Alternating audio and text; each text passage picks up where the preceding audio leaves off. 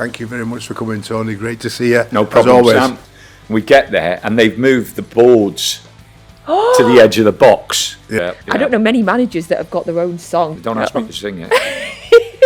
Kempy used to talk to the players and say, if you want to go and see the gaffer, come and see me first and I'll let you know what mood he's in. He says, listen, you worry too much. That's what you got nowhere here.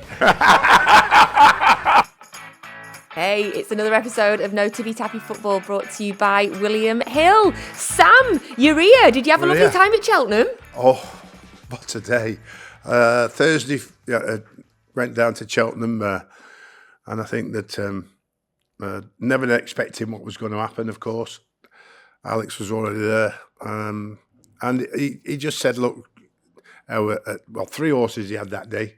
You know, take it easy, get each way on them because they're pretty big odds, you know. So we end up with the winner, back-to-back winners with Memorial and Protectorat. I don't know where he gets these names from. You know what I mean? So back-to-back wins is absolutely unbelievable. Like I mean, so that went for a good day. So. I didn't need to bet much after that, just a little flutter here and there because I'd made enough for me. Never won as much money. Well, I went races in my on life. the Friday, Sam, and I won £8.50, which I was pretty chuffed about. Very good. But I saw your pictures, and you looked like you'd had a great time. Well, yeah. I mean, we could obviously get in the ring after, like you mean. So the parade ring when they won, and I mean the excitement and the atmosphere just fantastic. You know what I mean? Yeah. And I mean, they'd been down there for 3 days, is it? I mean, Wednesday, Thursday, Friday, and came back. Yeah. So I just did the one day and really, really, really enjoyed it. We need to do a No Tippy Tappy football day out to Cheltenham next year and take a very podcast good idea. on the road. Yeah, very good idea. Call it work next time. Yeah. Well, we are joined by a very special guest today. I'm very excited about this. Would you like to introduce him? Yes, many years we have... passed in the football terms, and we've exchanged ideas and talked about what's happening in football and in life sometimes. Like I mean, and I have to say before I introduce him, it's the only 3-course meal you can get after you finish the game. With him? Yeah. Okay. You can go into his office, have a drink, and you can sit down and go, get tucked in, lads. And then obviously the lads who are waiting that a little bit longer on the coach are not too happy with you. But win, lose or draw, it's always nice to be invited in. And then obviously nobody else invites you in and offers so much food as Tony does. So it's Tony Pulis. Thank you very much for coming, Tony. Great to see you. No problem, as always. Sam. Welcome, Tony. So you like a 3-course meal after a game? No, I always thought it was, from starting from a very, very young age, to go in and speak to other managers. I think there's obviously a connection. For 90 minutes, you want to be the best you possibly can, and your opponent wants to be the best they possibly can, and it can get a bit of friction between you at times, as me and Sam have had. But after the game, it's all over, and a drink and a bite to eat. And I always thought. And Peter Coates was fabulous at this. When we got in the Premiership, everything went through the roof at Stoke. So the boardroom was redone. The food was first class and everything else. And I just said to him, Peter, any chance of us doing exactly the same over there? We've got the managers and the coaches. You've got your directors and you've got your group of people that you entertain. It'd be really nice if we could do the same this side. And then people will go away and won't forget the hospitality that we've given them. And they haven't. No, I know. And that's, Sam will be one of many people who say that we never get that at other football clubs. But it was brilliant, Sam, wasn't it? Well, it was, yeah. I mean, it's like we've said before, as time moves on, it doesn't happen anymore. Culture are different. Some of the foreign coaches accept it and start enjoying it, coming in. Some you'll never ever see. And then there's the other side, is once you've finished doing your media work, there is little or no time to spend together, and it's quite sad from that point of view. You know what I mean? Because over the years, that period after the game can be half an hour, could end up being an hour, depending on. I think we go on, you know. Yeah, and how you get on with the manager and what you're talking about, and because you won't see him again till when they come to your end, or there's an LMA meeting, or there's a football league meeting, and they might bump into each other then. I just think that from our era, Sam's in the 50s, I'm in the 50s. There was that community and that togetherness, and we were brought up really. People. I sit on a train now, and everybody's on their phones. Nobody talks to one another. We came through a period where communities and togetherness in this country was very important. We used to go to Lillishall. I was 26, 27 the first time I went, and it was a week's course with the best coaches working.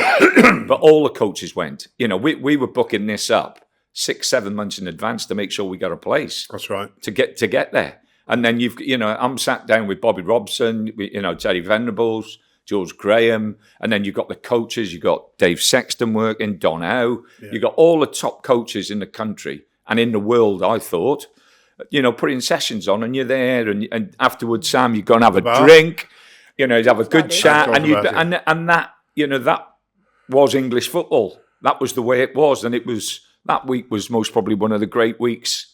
Oh yeah, definitely. In the calendar. Before we get into any more, we've got to cover some stuff right off at the start, as we like to do, Sam. So first of all, Tony, we've had loads of questions in. We always take listener questions. You can always tweet us or put a comment on one of our YouTube videos and ask our guests questions. So Mike and Carl and many others immediately want to know if you would ever return to Stoke or Plymouth. No, I'm very, very happy. I've been very fortunate with the career I've had. I've had my go.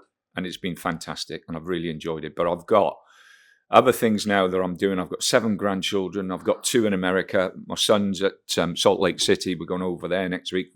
We'll have 3 weeks over there and enjoy it. Watching they play a game. We'll drop down. They've not moved collectively as a family yet, so Anthony's wife is still in Florida. We'll go and spend a week with Laura and the babes. And then Debbie's sister has lived at Cocoa Beach for 30 odd years, so we'll go there. We there's stuff going on in my life that keeps me going and keeps me happy. I get lots of people ringing me up about lots of things in football. I've got about 4 or 5 people who have been into management who I manage, so they ring up. Some will have the same. They ring up. They've got this problem or that problem. I'm touching it, but I'm not right into it, and I just don't see myself wanting to be 100% involved again. I'm quite happy the way it is at the moment. Sounds like a lovely balance you've got right now. I'll turn this way now because I know the answer will be different. I like to check in on you. So Natalie would like to know, has your phone been ringing lately, Sam? It hasn't, no. Okay. So Tony, then I go for you. I normally get my first phone call normally is from my agent, and says that I've had a call of your possibly your interest in this position. So that like most things in football, the longer it goes on, the less you get. I got sacked at Bournemouth, and Jim Smith rang me up out of the blue. Just rang me up, told Jim Smith in his groggy voice. Yeah. And he says, "Son, let me tell you, you're not a manager until you get sacked 3 times." Yeah, that's Put the phone down. That's it. I couldn't even get a word back. That was it. Put it down. He just feet back on the ground, get back up on the horse, mate. There's nothing more devastating the first time. Yeah. You know what I mean? Yeah. Nothing more. But anyway. Okay, so that's good. No Tippy Tappy continues for the foreseeable. We also need to say congratulations to Gary Rowett. Gary, another man that's got a job, eh? So last night, you might get off there. A load of jobs now. Tony, we've got something to tell you. Many. We've got to warn you here. You go through them. Yes. So Gary went back into management last night to the end of the season with Birmingham. Gary was a guest here on our show about a month ago. When I heard that, we started to count back. We are now on 10 guests that have got a job shortly after being on the podcast, Tony. Yeah. So do you want to try? Do you think we can? Well, any lads out there fancy coming on who I know? If I don't know. You're in football, you got sacked or whenever you got sacked for what you did. Get on this podcast.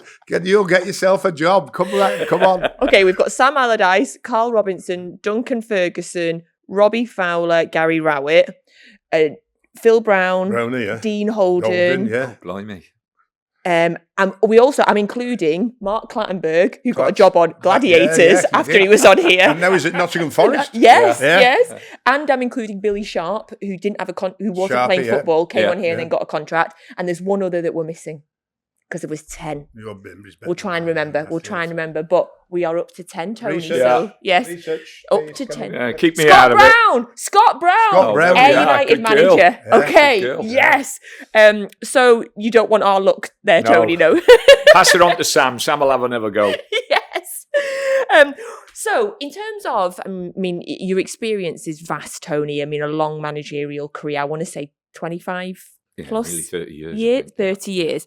What would you say has been the biggest change in management since you started managing to now? No, there's so many great changes. There's you have a look at the training facilities to start with. We used to train when I was at Bournemouth. You train over the park. When I went to Gillingham initially, there was no training ground whatsoever. We used to take the goals off the pitch, and the groundsman would take it up on a blinking big cart, take it up and put the goals out on a park. And I can remember doing sessions sound like 10 against 10 and people walking through the park. And I can remember stopping this old fella the one day and he went, "Oh, don't stop me. I've been walking up and down here for 30 years, mate." And you just go, "Okay, no problems." So the facilities are just unbelievable. I think the knowledge, physically, food-wise, physically, everything has changed. The grounds, the pitches have been, for the better. For much so. The less violence, and which is a big thing. Yeah, and the game itself, the game has got a little bit. I think we've become too precious. I think this country has always been renowned for being competitive and playing with spirit and playing with pace and power. And I think that's dropped off a little bit. I watch some games at times, and I've got to be honest. When the two centre halves and the goalkeeper have more touches of the ball than the centre forwards, it just goes against the grain for me. Being who I was, I was brought up as a very honest, hard-working type of player. To be given, as soon as I won the ball, give it to someone who could play and get it to them as quickly as you possibly can. You have a look now, and like I say, I can sit down and I can watch a game, and after 10 minutes, quarter of an hour, this is not long ago. There was a derby match on the game. I watched it for 15 minutes, and I turned it off. There wasn't a challenge. There wasn't a tackle. There wasn't anything that you thought, "Blimey, this is special for the area." And I think we've lost that a little bit. Some of the football is fantastic. When Man City play through the pitch, when they play through the pitch and they do it quickly, it's brilliant to watch. The top teams obviously do it well when they do it, but I do miss that spirit and that pace and power and the excitement of balls going in the box and defenders having to defend. I'm still waiting for the research on that because I still believe. And nobody will convince me unless they show me the stats. Real stats, not ones that have been doctored. Right? Because, you know what I mean? Conspiracy, Sam. There's a lot of that going on. To promote what they want to promote. Yeah, of course. They will put the right way. But I'm still trying to find the right stats to say, playing out from the back, you concede more goals than you score. Yeah. And I still think that's the case now. And certainly now they've adopted it all the way down in every division. Yeah. That certainly would be the case. I've got no problems. If you've got the best players in the world and they want to build up from the back, brilliant. We all do it. But if you haven't got the best players in the world and you keep giving the thing away and you put people under pressure, or you do it because everybody else is doing it, which again goes against the grain with me because I didn't care about what everybody else. I just do what I thought was right to win football matches. Because I've said this to loads of young managers who ring me up. The bottom line is, if you don't win football matches, you're in the winning business. Yeah. If you don't win football matches, you ain't going to be in it very long. So you need to find out what your strengths are and play to your strengths. Don't worry about what other people do and what they don't do. Then you can change it and make itself better. Fergie, when I got promoted at Stoke, I rang Steve Coppell up at Reading. Steve had just got relegated, and I rang Sir Alex up. And I spoke to Steve, and Steve said, Tone, 5 or 6 games, you could be in the top 10. And then you have a run of Man United, Man City, Chelsea, Arsenal, and you might pick 1 point up. And you're 2 points off the bottom 3. Yeah. And so, it's so unbelievable. I rung Sir Alex up. He said, Tone, I've seen your team. I think you're going to struggle. Your big chance is make the Britannia a place where nobody wants to go. And let me just tell you this now. If any of the top teams go there and praise you, you're not doing it right. Correct. And I never forgot it. Yeah. So we narrowed the pitch in, grew the grass, brought Rory into play. Stoke on a Tuesday. Stoke on a Tuesday night is still a thing, Tony. And we wasn't in. We found a way to win. And people used to, moan and groan and criticise. We go to Arsenal, biggest pitch in the league. Grass would be cut like a billiard green, be watered before the game. They had the best players. Their budgets was 4 or 5 times more than ours. I never said a word. I never used to come out and say, this is not fair. They'd come to our place and be a smaller pitch. The pitch wouldn't be like a billiard board. We'd play a little bit differently, and they'd moan like a train. He moaned that much, Arsene. He got the rules changed him because they brought in a grass size. No, they didn't. They did. Yeah, they did. They brought in a grass size. Oh no, I do know about this. They come along, and then the referee had a little tool like that and put it into the game to see whether you're above that marker, and you'd get fined or whatever it was. It's so interesting, this kind of what you did at Stoke and hearing what you say there about making it a stadium, making it a place where people didn't want to come. Yeah, it was.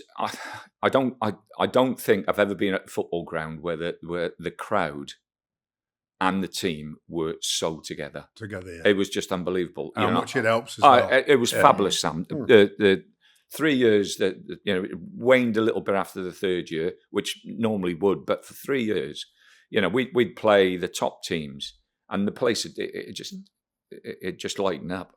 I can remember playing Man City, beating Man City 1-0. James Beattie scored a goal at the back post, and I think Wilkinson got sent off. We played all second half with 10 men. Every tackle, every challenge, every pass we made, the fans. It was like as though we were scoring goals every second. It was just extraordinary. So to have that as a manager, to have actually experienced the togetherness that we had at Stoke. It was just absolutely fantastic. Great, the Premier League, wasn't it? I mean, it still is, Sam. It's a fantastic league. So lucky to have this time in our era. Yeah, that we've managed to end up going to the top end of where we've got and staying there for a considerable amount of time. So, irrespective of how much it changed, which has to bring me on to a subject that probably not on there because I was listening on the radio, which is governance, which I object to strongly. I think a government official to come and do governance in football with the state of the government is hypocritical, to say the least. And who is going to be qualified enough? Who is going to be intelligent enough to tell somebody how to run their business or how to give their money away? You would hope, Sam, that they would get football people involved in it. If they're gonna come in and govern it, then you would hope and pray that they're sensible enough to pick people who've been in the game for a long time, who can sit alongside them and tell them the way it's run, the way it should be run, and the improvements is needed. I think the only thing that I was listening to Rick Parry this morning coming in, and the only thing I agree with him on is that the government can do far more in-depth research into new owners than the EFL can, or the Premier League. So if you're looking at that in itself is going to stop bad ownership that we've experienced over some of the years. I mean, the club I love the most nearly went under.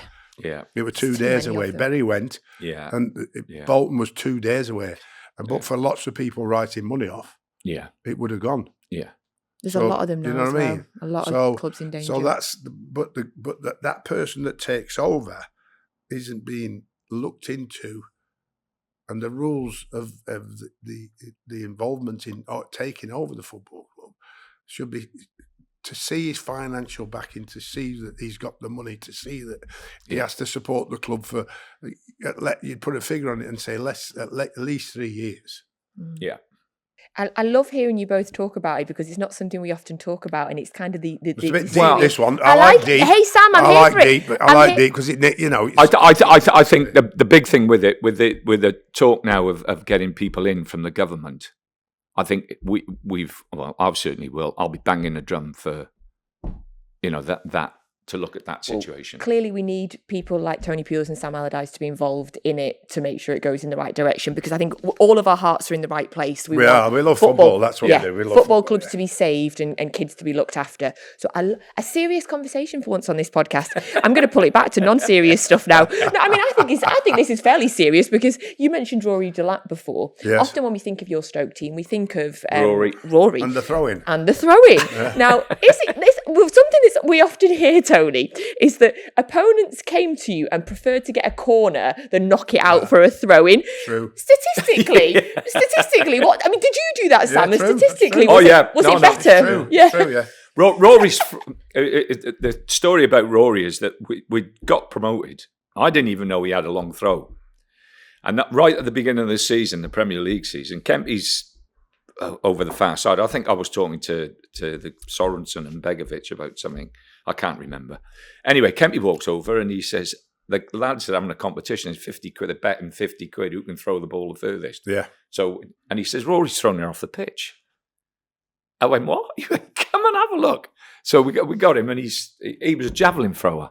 He was for Carlisle, That's okay. So we had what they call ambidextrous shoulders waist. Yeah. So he could really. So I'm looking at him, I'm thinking, Rory, where's that come from? So he tells me about his background and this, that, and the other.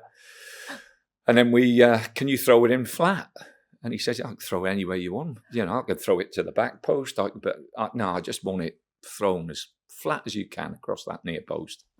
And we spent quite a bit of time working on a little bit of movement, make sure certain things were in place, and it was fantastic for us. I didn't like the fact that you used to get the same problem. Oh, he just uses a long throw and he just boots it up the pitch and he just does and then all of a sudden there's a change around by everybody going, well, look how invaluable set plays are today. Set plays are 30. I don't know what it is now. 38%, Sam. Yeah, 38%. Yeah, I think you're right, Tony. So if you've got Rory Delap's long throw, which is a set play, you're probably going to take your percentage rate of goals past 40%, because this is such a tool. Yeah. Because throwing with your hands is far more controllable than kicking a ball with your feet, no matter how clever a player is. Zola was manager at West Ham. We played there on a Monday night. This is God's honest. We get there and they've moved the boards to the edge of the box. Yeah, so you couldn't have a long. So we couldn't have a long throw. Yeah. So we're out on the pitch. So Rory comes over to me. He said, have you seen where they put the balls? I said, yeah. Not an issue. What, he didn't need a run-up? First throw-in we had, Rick comes in, flicks it in, but he threw it behind the board. Didn't go anywhere near the line. He actually threw it from behind the board. Same distance, same flatness. Yeah, unbelievable. And it wasn't Gianfranco. I spoke to Gianfranco afterwards, and it wasn't him who moved the boards. It was someone upstairs. David Sullivan, that. He'd taken over then, hadn't he, I think. Was Rory not doing long throws then until that point? I'd never, in the Championship, I'd never seen Rory throw a ball. We had JJ Okocha. Tell us about JJ's long throws. And I've always gone in and like, anybody got a long throw? I said, have you ever used it? No. I said, let's have a look then. So anybody else, whether it were two, 3 or 4, we just go like, by the corner flag line, right, you're on the throw. Yeah. And what that used to give us the opportunity you'd throw the first 2 or 3. Then the second one, somebody dropped short. Yeah, and then you could play it and whap it in the box. Because everybody was stuck in there. Now think, it's going to be another long throw. Yeah. So it wasn't always a long throw. It was just suck everybody in there. Then we'll just do that. Yeah. We'll just diversify. And if you haven't got it, you work harder on other. I went to Crystal Palace. We didn't have long throws, but we worked very hard on the other set plays. Went to West Brom, we didn't have a long throw. So we worked out on, I think the second year at West Brom or the third year at West Brom, we scored nearly 40% of our goals from set plays. But Dawson, Olsen, Macaulay, Evans, we had a big team there. But, the set plays, Brunty and James Morrison and Gads, great delivery. And we used to work for a long time on set plays. You mentioned earlier about Arsene Wenger wanting to changing the rules on grass. He's been vocal recently. I just find this so mad about changing throw-ins to kick-ins. Yeah, he was talking about that when I was managing it. It's just, it just takes a lot longer, and nobody wants anything to be longer or take more time because it can't be rolling. It got to be still. Be in the right spot. You got to run, walk back, look up. You can pick the ball up, and I don't think there's a great deal. That's a great need of for that. Football, with throwing. Throw-ins have been part of the game since it started. So I totally disagree with that. You're just going on about someone going into a job and almost building or trying to build. Talk about referees, and I don't like bringing up referees and this, that, and the other. But VAR, they tell me that VAR is wrong. I don't think VAR's wrong. I think VAR's good. I think people who use it. Yes. And what's happened is it was for clear and obvious mistakes. Now, if you look at Lampard's effort in the World Cup, that it's the underside of the bar and goes over, that's a goal. You could go back and say, listen, that's a goal. If you have a look at Thierry Henry's handball against Ireland, that's a goal. That's clear and obvious. When you're taking 4 or 5 minutes to actually analyse. It's not clear and obvious. It's not clear and obvious, but Sam, what has happened is they're just still the referees have built up an industry.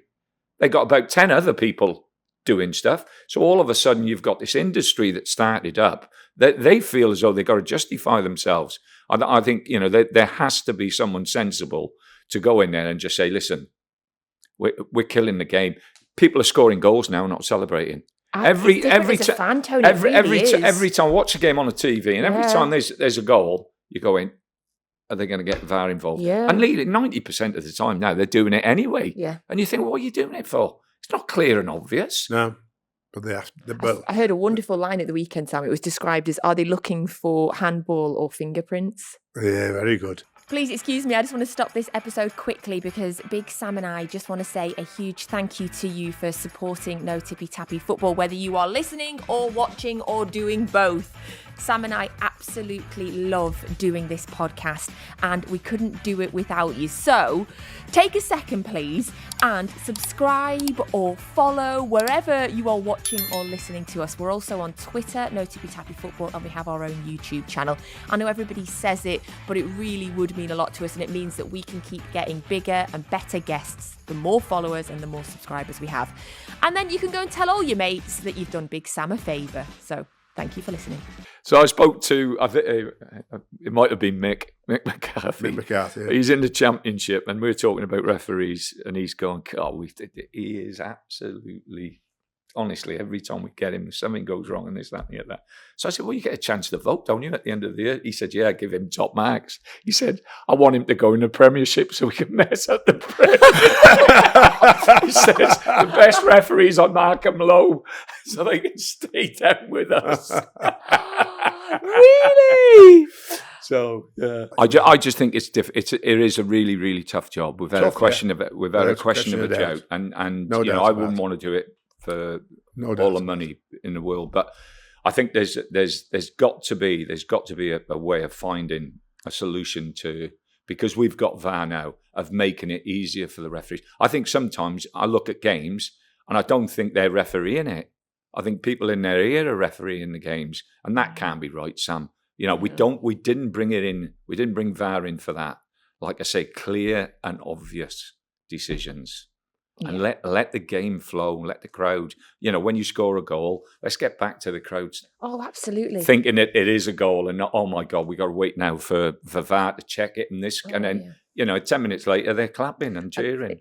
As a fan, Tony, we're going to miking up next time, aren't we? That's the trouble. Oh, I'm kind of here for that. But, you're miking up you're miking up a referee, or you're asking a referee to come out and speak after a game. Rugby union do it. Rugby league but they're not under the same pressure, Tony. Yeah. Their game in terms of pressure, to the pressure of the Premier League particularly, is just nowhere near. Yeah. Nowhere near and of course, it's straightforward in rugby. Yeah.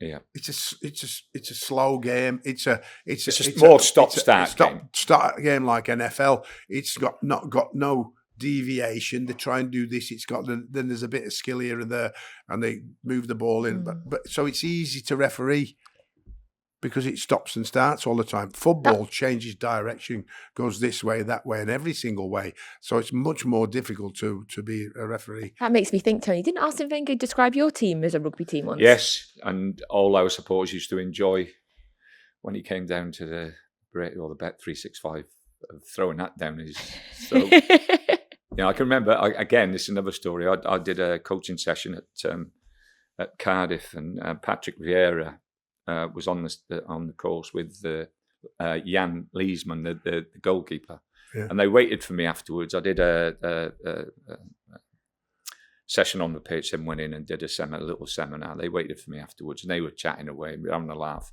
about the rivalry, really, because there shouldn't really have been a rivalry between Stoke and Arsenal, and it was built up obviously because every time they came to the Britannia or the Bet365 stadium, I don't think they beat us, Sam. I think it was... Well, he needed to find another excuse to it, didn't he? As he did the same with me at Bolton. He needed to find another excuse, and that's what he used Patrick to do. said the first time he ever did any coaching, we played him in a cup game, I think 3rd, 4th round of the FA Cup, and he pulled the lads together on the Thursday and the Friday and said, well, they're going to throw this ball, so this is where I want you. We've looked at the Baldy had looked at where we positioned our players. Anyway, they turn up.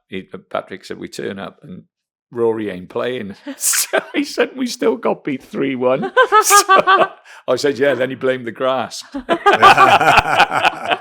you ever seen him since? He was a great manager, though. Unbelievable manager. I mean, he was. And Arsenal, what a fabulous football club that is. Have you seen him since management? Is it all nice? I've spoken to him over, not actually been in his company, but actually over communications with TV and all. Yeah, it'd be fine. You and Arsene get on these days? Well, a lot better, yeah. In the end. Yeah. Not in the beginning. But in the end. The success you had with Stoke, though, I think sometimes... I always had. Respect for Arsene. Always had. Yeah, no, he's fabulous. Same with Rafa and Emmy running with him. I respect for him as a manager. But don't do what you try and do. Yeah. Otherwise, we're going to try and... Yeah. I mean, your success with Bolton, your success with Stoke. I mean, I think sometimes we forget how well they did. I mean, you got Stoke into Europe, and you're looking at the difference from when you sort of took over. So some of your first signings at Stoke, Pickard, Whitley, Higginbottom, Fuller. Some of your final signings at Stoke were like Michael Owen, Charlie Adam, Peter Crouch. Like the development of your time at Stoke was. Well, we signed Matthew Upson, Jonathan Woodgate, Michael, Good Johnson came as well. We got into Europe, and I think that year we played something like 56 games. We got to the quarterfinals of the FA Cup. Liverpool beat us 2-1 at Anfield. We played Valencia in the 16s, in the last 16 in Europe, I think. And then obviously we finished very comfortable in the league as well. So, we had to have a number of players. So those players were brought in short term more than anything. They'd all been good pros. Matty Upson and Woody were fabulous people to work for. Michael had just come to that, but it was good to have him around, have Michael around the place. So we brought players in really to actually... You need 2 squads, don't you? Yeah, actually... If you're going to cope, I've said this before. Fill it up. Yeah. You have to, otherwise, I mean, the frowning about Newcastle again. They never give him enough squad. Yeah. To cope with Champions League, FA Cup, Carling Cup, and League. Yeah. And now they are where they are because the squad's not big enough. I still think he's done a fantastic job, Sam. Yeah, but as usual, though, now there's speculation about because he's hadn't had such a great season. I hope the owners are not thinking about, or anybody's thinking about changing him just yet. Yeah. But the problem you've got is that Eddie's overachieved massively. Yeah. And then once you feed people steak, going back to mince pies, it's not easy So they just want that, and they want that, and they want that. I think he's a smashing manager. He's a good person as well, and he's got a great club. It's a great vehicle to be in, to drive, and I think they should give him the opportunity and chance. He's had this little blip. I think he's bad run of injuries. Like Sam said, the squad is not as in depth as it should be to cope with all what they've coped with this year. Eddie would have learned by it. I'm convinced, being in Europe, that would have been his first time, most probably, in Europe. So, I hope we need more British managers in the Premier League. We need, and there's some, exceptional talent, British talent in the lower leagues. Whereas, before maybe you could take a team up and then you'd be in the Premiership. And it was difficult even our time, Sam, wasn't it, to get into the Premiership? Well, it was the only way you could get there. And it's got, I think it's got even tougher. You often say that, don't you, about that. Some of the other things you're remembered from for Stoke, and I say this with the greatest respect, Tony, you had your own song that people would sing about you. Yeah. I don't know many managers that have got their own song. Did you ever have your own song? No. Don't ask me to sing it. Tone deaf. Did you ever go shopping in the club shop? I never went shopping anywhere. My wife will most probably listen to this. Debbie does everything for me, and I mean everything apart from the football, which I've obviously loved over years and years and years. She's brought the family up, and she certainly looked after all the stuff I'm wearing today. Deb had bought. Very smart. Yes, very smart. Is it true as well that you used to call your Stoke team Battersea Dogs Home? No, that was. I did say that. I said I can't remember who we played the one day. I hope it wasn't Arsenal again. But it was one of them where we're not buying at Crufts. We go to Battersea Dogs Homes, and we find we've got a straggler here, we've got a straggler there, and we put them together, Sam, and we build a team. Yeah, and that's but the lads. I think the big thing is, and he sat across the table. The big thing with us is that we could generate and build teams, and that with building teams, you build spirit, and that spirit then, like I say, Stoke was different to West Brom. Stoke was different to Palace. At Stoke, they wanted to see a team go out there and work, and chase and run and give absolutely everything. And if they did that and won games, well, the roof had come off.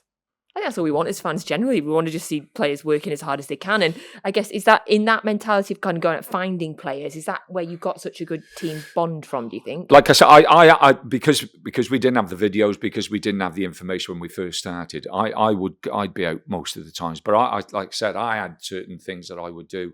I'd have scouts. The great thing before I went to Gillingham, I had 4 great years at Priestfield. I had time off. And I went and watched a lot of games myself. I went to a lot of lower league games, 4th division games then, 3rd division games. And I knew when I went into Priestfield and we won that, we actually got promoted the first year. They'd finished 91st in the league. And then we got promoted that first year.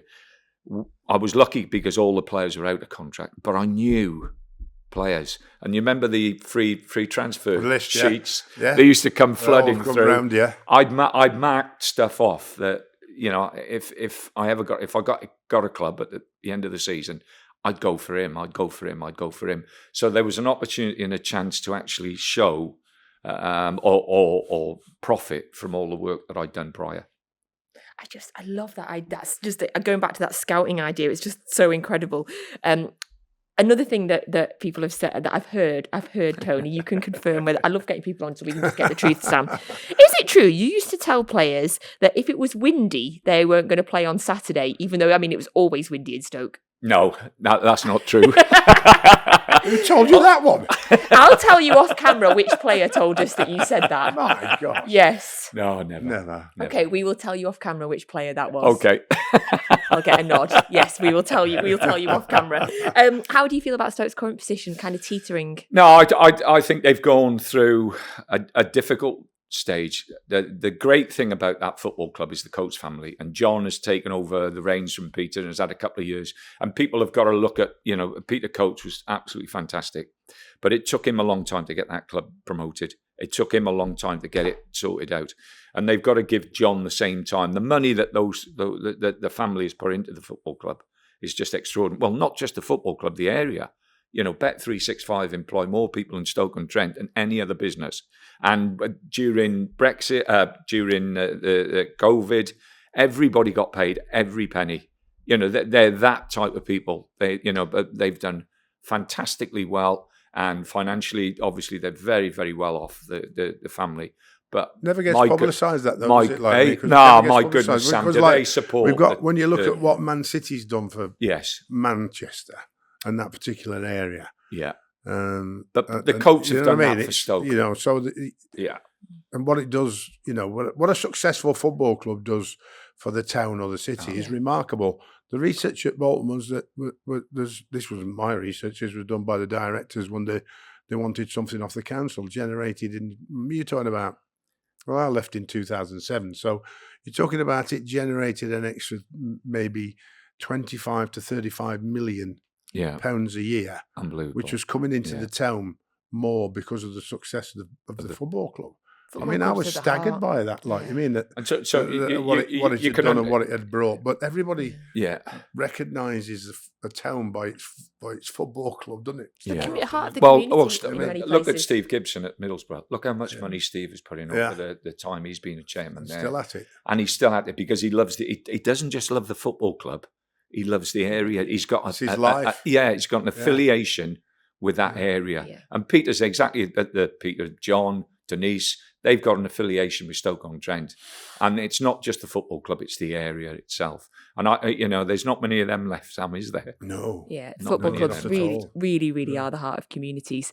Of course, Stoke. We've talked about Stoke, but there's many of your other clubs as well, Tony. I mean, Ben Foster has said that he liked you at West Brom, that you were very, very honest. Yeah. A very honest manager at West Brom. It's got me in trouble lots of times, being honest, and being too honest. But no, I enjoyed West Brom.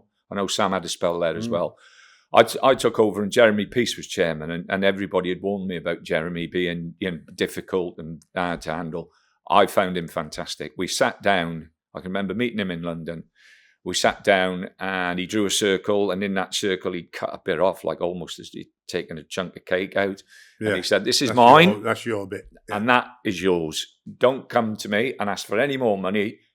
Get on with the job." And he never, ever, ever, ever interfered with the football. He was just absolutely fantastic. And we go out on a Friday, home games. He'd always come over and watch the home games on a Friday. I'd always go out and have a bite to eat with him. I just enjoy. I thought he was very straight. I knew he was trying to sell the football club. I knew that he'd built it up for next to nothing into a club I think he sold for over £200 million. So I knew all that was going on. He was very open and honest about it. Sold it for 60 million. Yeah, and then he said to me that was the aim. Just stay in the Premiership, keep me in the Premiership. That's all I want, Tom. Nothing else.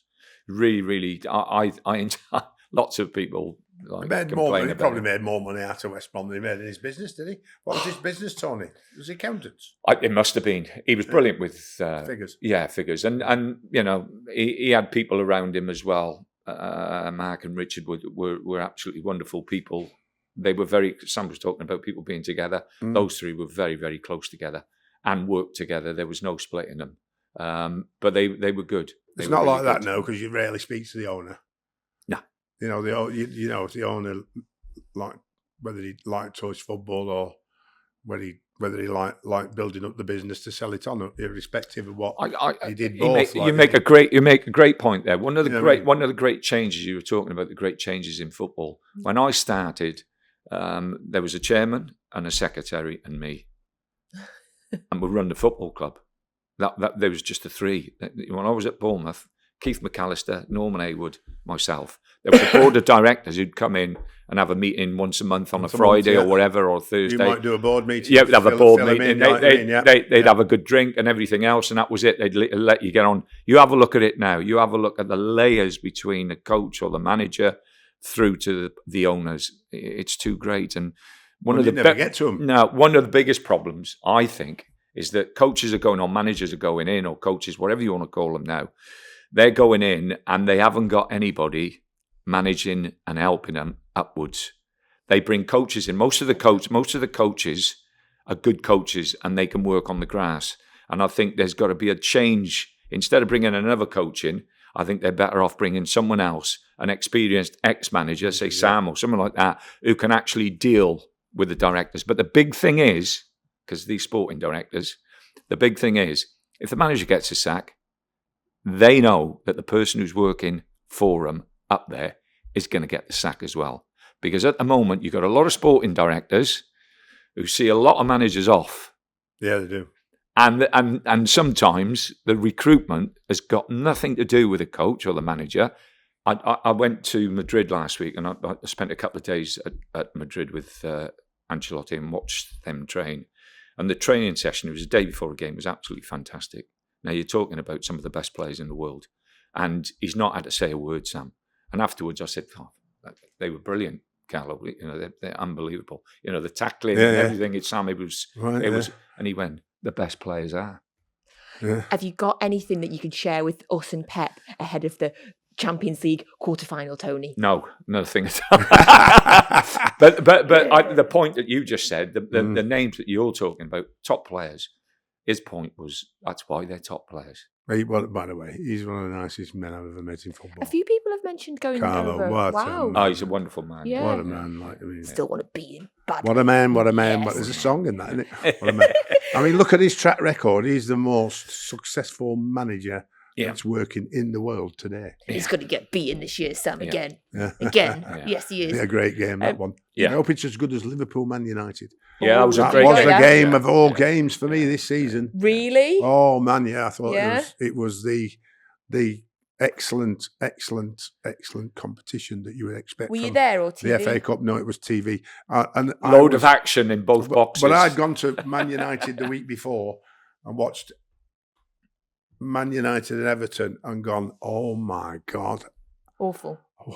Everton were a much better side. Yeah. Created more chances, more shots at goal. Manchester United sneaked through with 2 penalties.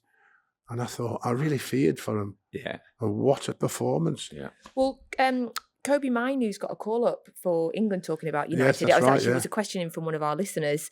He said a late call up for England. Do you think that Gareth has called him up because there was such a big reaction to him not being called up? No, I think he's called him up because he's a good player. He's a good player, and his injuries of some of the players that he wanted to call up and said, who is I sincerely hope that Gareth's not being influenced by outside influences to call him up. You've got to bat that away. You start falling in that. Yeah, in that you're I think never going to last very long. I think Gareth is an honest lad. Yeah, I think he's a genuine honest. I don't think Gareth would do anything like that. But I think the players. I think he's a tremendous talent. Tremendous talent. He's got great balance. Great players or good players. Their movement on the ball and off the ball, and he just seems so balanced. Floats over the ground, doesn't he? Yeah, he receives it, Sam, and he can open himself. Yeah, he can open himself up, drops a shoulder. Nothing seems to bother him. He's a really, really good player. Looks a top player. I just hope that this across the board again. There's this injury list for internationals. Yeah, but no, every manager. Oh, just actual injuries. I thought you mean for international when they start dropping out. Which is expanding into, and we've got the Euros coming up. Yeah, just answer me one question. When you started, how many physios did you have? None. How many players got injured? One sub, mind. Two or three. A season, yeah. A season, yeah. How many times did you have to bring a sub on because someone was injured? We didn't have any subs at the beginning. And we didn't have no sports science, did we? And then we just had one sub, that was it. Yeah. So what does that tell us? I'll tell you what it tells us, right? When we were brought up, we were brought up to last. So our development in our younger years was so much better than the kids today because we did not stop. We were out, we were playing, we were jumping, we were climbing trees, scrumping, spit, what scrumping? Knock-a-door run, British bulldog, football, cricket, tennis, sprinting, athletics, swimming, table tennis, youth club, Yeah. Jumping up walls, breaking your arms, splitting your head up, going to hospital, getting stitched up. Yeah, all of it. Yeah. All of it. So by the time I got to Bolton at 15, I was a physical specimen far greater than any 15-year-old now.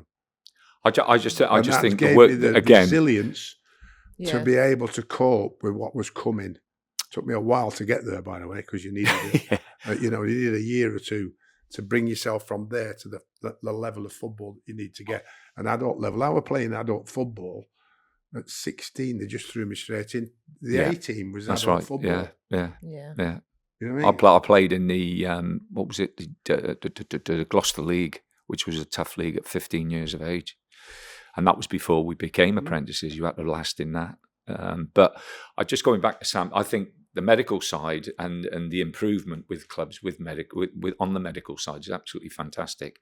But I also think there's times where players can be pushed a little bit further, and again that comes in, I think, to the manager knowing his players, knowing the basis of them and what they're made of. Some players are soft as tater and no, seriously, that's mashed potato. And I was thinking, and as soon as they get a knock, they worry and they're concerned about it. It's just mentally. And the physio doesn't help sometimes. And the physio, the doctor doesn't help. When the doctor comes to you and goes, "He can't play Saturday," I said, "Why can't he play?" "Well, he's got a grade 2. Well, what's a grade 2? Well, it's the tear in his hamstring. Oh, all right then. What's the size of it? He goes, "What do you mean? What size is it?" I know. I said, "Well, no, it's is it 2 millimeters? Is it 10 millimeters? What is it? What's the size of the tear?" He goes, "Oh," I said, "Okay." I said, "How long will that be then?" It might be 4 weeks. I said, "Oh, all right." I said, "Isn't that funny? Like Kevin Nolan, yeah, had a much bigger tear. I was back in 2 weeks because he told me he was fit." Johnny Evans. Don't put a time on it. Yeah, that's the worst thing. Do not put a time on it. Johnny Evans, we played at West Brom. I think I've told this story before. We played at West Brom. He picks up an ankle. I think it was an ankle or knee injury on the game. Our best player by a country mile. And we've got a big game on the Saturday. So we come in on the Monday. So the doc pulls me. I'm not sure Johnny will be fit. He's in his mind. Still playing, isn't he? Man United again. He's in his mind, he's not going to play. So I said, leave him. Don't get involved with him. Leave him to me. Tuesday, go in. He's still feeling it. Wednesday, we're off, but he's in. Have a chat with him. What's it like, John? Still a bit sore. Thursday, come out and have a look what we're doing. I don't think I'm going to be, but just come out and watch what we're doing, John. Friday, exactly the same, comes out and watches what we're doing. Saturday, everybody turn up in their suits and everything else. And I walk in, got my team. Macaulay, Evans, Brunt, Fletcher, this, that, and the other. And I'll put it down. Give it to Kempy, the team sheet, and I'll walk out. Now I can't see Johnny's reaction. Kempy comes right out, not the manager's room. Comes in, he went, "I'll give it a minute," and all of a sudden, opens the door. "Gaffer, it's Johnny." He walked in. I said, "Give us." He said, "I went, Johnny, just give us 10 minutes, mate. If you get injured, brilliant. But give us 10 minutes because that gives everybody a lift." Best player on the pitch, Johnny Evans. 90 minutes, absolutely. But not because of any other reason, but mentally, he thought he was going to do himself more damage. And that's, I think, when you have to step in and take the responsibility for them. Because you're both really well known for being good man managers. Is that all part of getting to know the individuals, understanding what makes them tick, understanding when you put an arm around them or when you say... In my time, I would knock on the manager's door. It'd just be your eyes. I don't know whether I've told you this story before. I'd knock on the manager's door when I'd been dropped because the team sheet went up on a Friday at Bournemouth. There was Ian Greaves as the manager. And I wasn't on it. And I've gone... It's got changed, like because the team sheet, first team, reserve team, A team, B team went up on Saturday. So I was, come in. So Ian Greaves had just had a shower in his room, and he got his dressing gown on. He got his feet on the desk, and he was smoking a cigar. And I go, "Can I see you, Gaffer?" He goes, "No." I said, "Why? Why? I want to see you now." He said, "You can't, I'm busy." And I went, well, I'm telling you now. Get out. I'm busy. Come and see me Monday. Yeah. So, anyway, as years went on, we're having a meal. He'd left and we tried having a meal, like you mean. And he said, remember when you came storming in? He said, learn that when you become a manager. Yeah. Don't accept them coming to see you straight after you've left them out the team.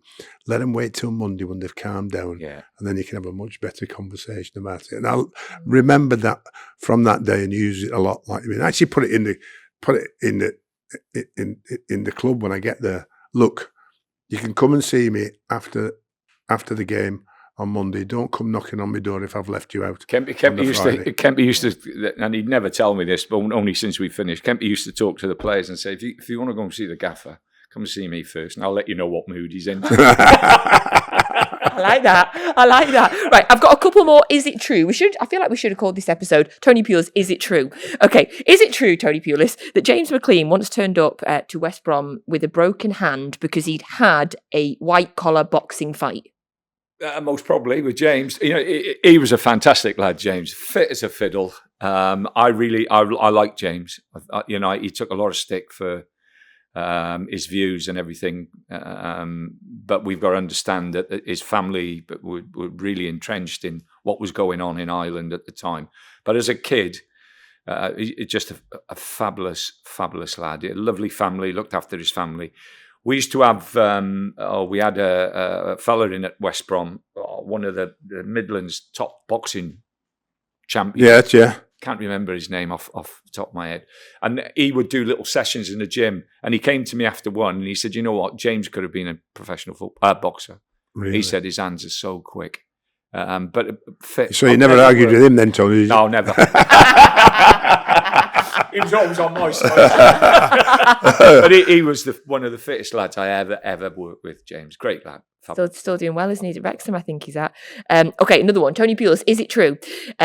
Ricardo Fuller. You've had more is it true questions than anybody any other guest, you know. You really have, this is the first. This is great. It is really, isn't it? I'm interested in the answers as well. I feel like we should do this more often. I think you're right. Sam, rather than quick fire, is it true? Is it true? Yeah. Is it true? Get our subscribers to send another one in. Yeah, is it true? Did Ricardo Fuller once bend the truth around going away on international duty? Yeah, we had.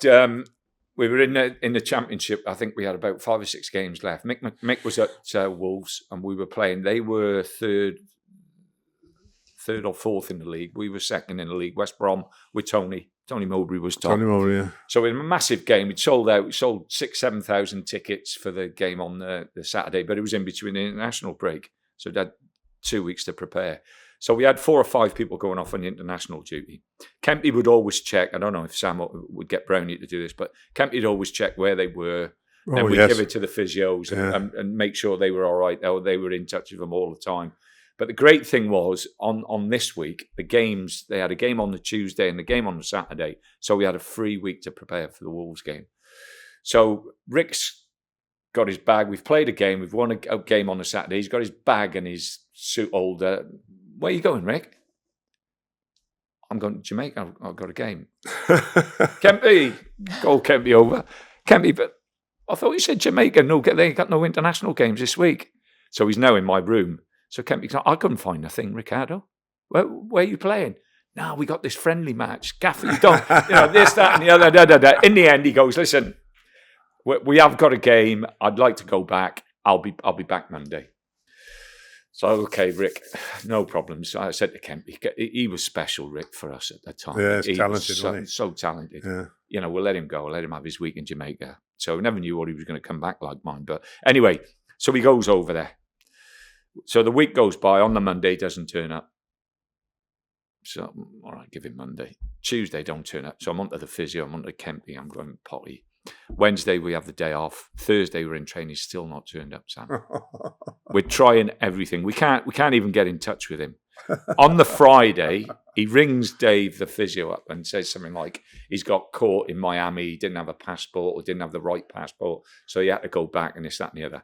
So this is most probably the biggest game of the season. We win this game. I think we take Wolves out of a chance of them finishing in the top 2.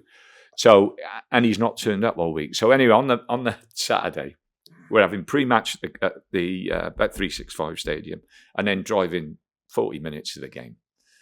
He walks in, Sam, he's got his tracksuit on, he's got his hat on the side of his head. He looks as though he's had a really Deadbeat, good. yeah. He looks as though he's had a real good fortnight.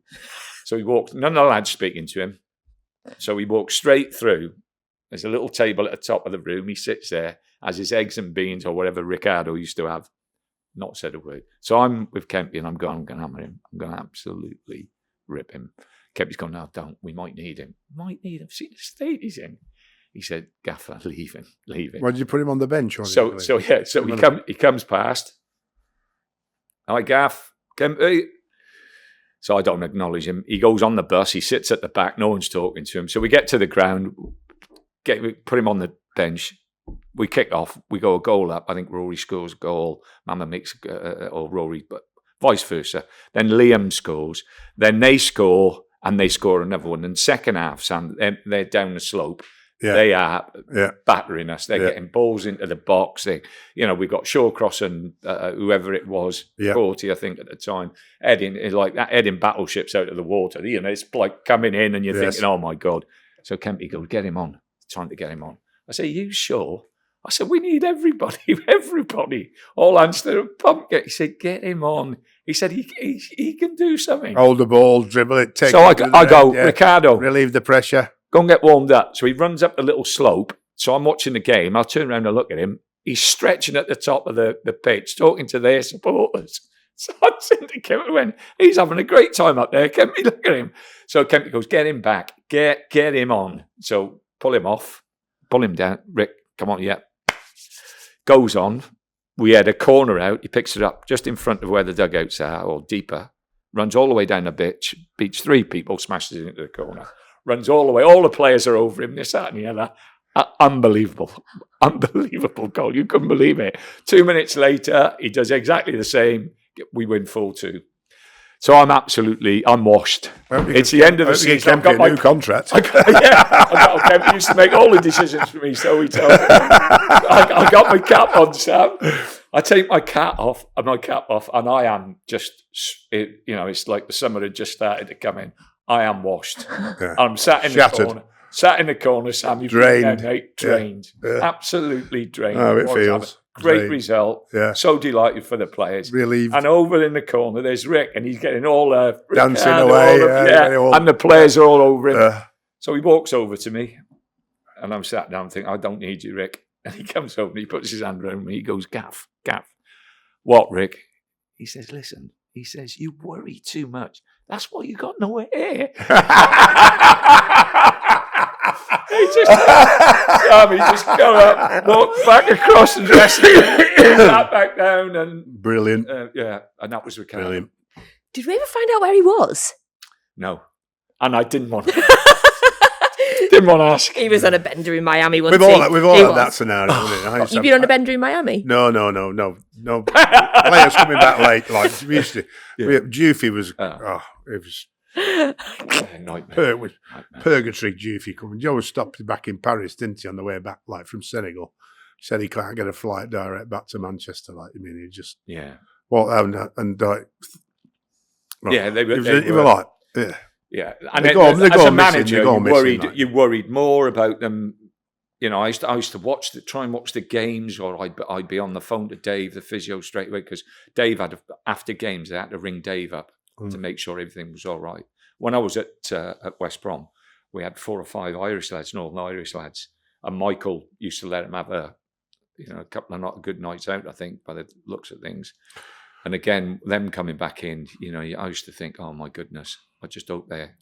The worst time for me, Tony, was the African Nations Cup. Yeah. In the was it January? Yeah. Like we used to have to send a member of staff with them and have a private jet waiting in case they got knocked out. Yeah. So if they got knocked out, they were all like staying an extra day and partying. They were straight on that plane on the way back. Like, you mean, they got like we can't afford this. Like, what do you mean we can't afford it? Yeah. I said we can have them back for Saturday, playing on Saturday, and we'd like 4 or 5. So any one coming back early was a major bonus. You got Abdullah Faye, Jufy, I had Abdullah, JJ Okocha. You got we had so many. What a great lad he was, Abdullah. Oh no, Abdullah still lives in Bolton. Oh, does he? Yeah, Abdullah Faye. Yeah. Right, we always finish up with some quick fire questions, Tony, and I'm going to push you to try and make them a bit quick fire this week. Usually we let them rumble, but I think we'll try and do quick fire. So, the first one, Tony, you used to play centre-backs as full-backs. Do you think you were the inspiration behind Pep Guardiola and Arteta? Of course. Yes, I agree, Sam. I agree too. I like that. That was quick. Okay, Wales, big games coming up, or big game, possibly games coming up. This will go out on a Thursday. Wales play on the Thursday night. What are you thinking about Wales' chances? I think they'll win both games. They're both at home. I think they'll win the first game, and the second game will be a little bit more difficult, but because they're 2 home games, they'll win. Who are they playing? They'll qualify. Finland on Thursday night in the semi-final of the playoffs, and then if they Poland, win that, most probably it'll be Poland. Good luck. Do you think they'll get through? Well, we all want. Well, I've not got that. I want them all through. Yeah. You know what I mean? I want them all like England, Ireland, Scotland, And Wales. You know what I mean? We'd love to see them there. Yeah. I don't. Okay. I'm not as nice as you, Sam. We know at the start you were talking about the nice life balance that you've got now.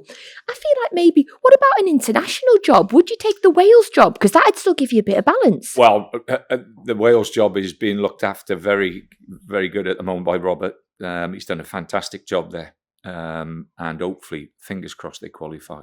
So by the time that came up again... It'd be brilliant, because without Gareth Bale, if they qualify, that is... He's done brilliant. Real achievement, because irrespective of what you say, you know, Gareth's influence was he got them, however many times they've got there, he was the major influence on why they actually got there with his ability. You know, and what he was, a bit like you were saying before, he'd come on and do something brilliant and turn the game in your favour. That's not, they haven't got that anymore. Yeah. And it's all about the team and the organisation of the team and the tactics of the team. So if we get some there, major achievement. Yeah. As it is just with Clark at Scotland. Yeah. You know, turning that Scotland around, you know. Very much so. Yeah, best of luck to Wales. I really hope Wales get through, absolutely. Is there a club that you have been, that approached you or that you nearly went to that maybe nobody knows about that now you can tell us? Well, there's been lots of opportunities and chances, but I've always been the bigger clubs. I've always been quite set at the club I've been in at the time. I even had an offer from a good club abroad as well, but you know that was I was set at the club I was. Give us who then. Yes, thanks. I'm glad you said that, Sam. I wanted to say that. Give us who. Come on. No. Go on. Next one. So Sheffield Wednesday, Plymouth, Stoke, all teetering. Yeah. Which one are you worried about? Which one do you think could be in the most danger, both of you? Blimey. I'm a little bit concerned about Plymouth because Plymouth, they have to win their own games. Their away form is not brilliant. And the last 3 games, I think they've lost the last 3 home games. Should have made Carl Robinson the manager. Yeah, they lost name. So that worries me. And I had a great time at Plymouth. Really love the area, love the people down there. I spoke to Trevor East, he's a director there, and I said, Trevor, please tell your owner to sign Carl Robinson on. This man's record is, his ability is far greater than, but you know, always deserved a chance in the championship, if not higher. Like, you know, so obviously Trevor hasn't got the choice to make the choice, but could only recommend him. But I don't think they even interviewed him. Yeah. Okay, last question for today. Yeah. Which team would win? Your prime Bolton or your prime Stoke? Mine. Tony? Let's finish on that, eh? Tony! It's been a pleasure. Thank you very much. Tony Pulis, thank you so much for being here. Sam, thank you. You're back next week. Okay, Natalie, yes, no problem. See you. Thank you to all our subscribers. And again, keep logging into No Tippy Tappy Football. And of course, thank you to Willie Mill. Thank you for listening and watching. I've got a hair in my mouth now to another episode of No Tippy Tappy Football brought to you by William Hill. We'll be back next week.